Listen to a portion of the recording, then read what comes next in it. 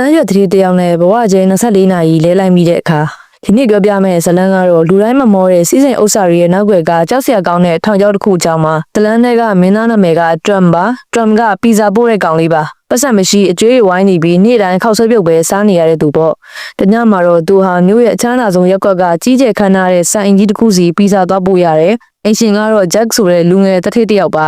ဂျက်ကပီဇာဖို့ရှင်ရင်ထရမ်ကိုထူးဆန်းတဲ့ကမ်းလှမ်းမှုတစ်ခုလုပ်ပါတယ်ငါဒီစစ်စိမ်တွေကြားမှာနေရတာပြင်းနေပြီမင်းတို့မျိုးလွတ်လွတ်လပ်သွားလာလှုပ်ရှားခြင်းနဲ့ငါတို့ဘဝချင်း24နာရီလဲကြမလားတဲ့ထရမ်ကဟာသားလုပ်တယ်ထင်မိရှိပါတယ်ဒါပေမဲ့ဂျက်ကသူ့အိမ်မြောက်ခန်းကိုခေါ်သွားပြီးခင်မီစက်ကရိယာကြီးတစ်ခုကိုပြပါတယ်ကဝင်းညင်ကူပြောင်းဆက်ပါဆက်ထဲဝင်လိုက်ရင်24နာရီတိတိခန္ဓာကိုယ်ချင်းလဲသွားမှဖြစ်ပြီး24နာရီပြည့်တာနဲ့မူလခန္ဓာကိုယ်ရဲ့အလိုလိုပြန်ရောက်လာမယ့်နည်းပညာပါစင်ရတံကိုမခံနိုင်တော့တဲ့အတွက်မဟာမျက်စိစုံမိတ်ပြီးလက်ခံလိုက်ပါတယ်စက်ကလုံးနှိပ်လိုက်တာနဲ့မီးတွေလင်းလာပြီးခဏကြာမှမျက်လုံးဖွင့်ကြည့်လိုက်တော့သူဟာတထေးကြီးကြက်ရဲ့ခန္ဓာကိုယ်ထဲရောက်နေပါပြီ။အထဲမှာကြည့်လိုက်တော့သူ့ပုံစံကစမတ်ကြတဲ့တထေးကြီးဖြစ်နေပြီလေ။တွမ်မြဲခန္ဓာကိုယ်နဲ့လူကတော့ပီဇာပိုးတဲ့စိုက်ကယ်လေးကိုစီးပြီးပျော့ကြီးထွက်သွားပါတော့တယ်။တွမ်တယောက်တထေးဘွားကိုအပြည့်အဝခံစားပါတော့တယ်။ဂျက်ရဲ့ဘန်ကတ်ကိုသုံးပြီးဈေးကြီးဆုံးဝတ်စားတွေဝယ်စိတ်ခံကားကိုမောင်းတင်ကားဝင်းဟိုတယ်မှာစားတော့ပေါ့လူတိုင်းကသူ့ကိုမစ္စတာဂျက်ဆိုပြီးဦးညွတ်အယိုသေးပေးကြတယ်။တွမ်ဟာသူတသက်မှမရဘူးတဲ့ပျော်ရွှင်မှုကိုရှာဖွေတွေ့ရှိလိုက်ပြီလို့ထင်နေခဲ့တယ်။ဒါပေမဲ့ညသကောင်ရအချိန်ရောက်တော့အိတ်ရှိမှာရဲက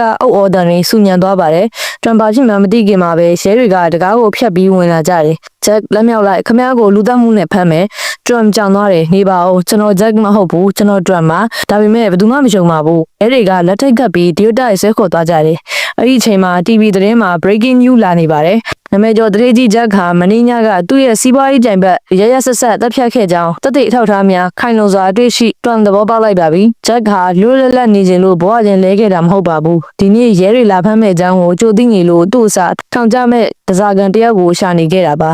24နာရီပြည့်ရင်ပြက်လဲမယ်ဆိုတာကလည်းဂျက်ရဲ့လှည့်ကွက်ပါပဲထောင်ထဲရောက်နေတဲ့သူကဆက်ရှိနေတဲ့နေရာကိုပြမလာနိုင်ရင်ဘယ်တော့မှပြက်လဲလို့မရတော့ပါဘူးတဲကဘော်ကနေလမ်းဘေးကိုလှမ်းကြည့်လိုက်တဲ့အချိန်မှာတော့ပီဇာပိုးတဲ့ကောင်လေးပုံစံနဲ့ဂျက်ကလမ်းဘေးမှာရက်ပြီးပြုံးပြနေပါတယ်သူ့လက်ထဲမှာဂျက်ရဲ့လှည့်ဝက်ငွေစင်းနဲ့ပတ်စံနှုံငွေတွေကိုထုတ်ပြီးနိုင်ငံသားထွက်ပြေးဖို့လက်မှတ်ကိုကင်ထားလျက်သားပေါ့တွမ်တယောက်တထေးကြီးဂျက်ရဲ့ခန္ဓာကိုယ်နဲ့အတူထောင်သက်တကြွကြားခံမှုပေါက်သွားပါတော့တယ်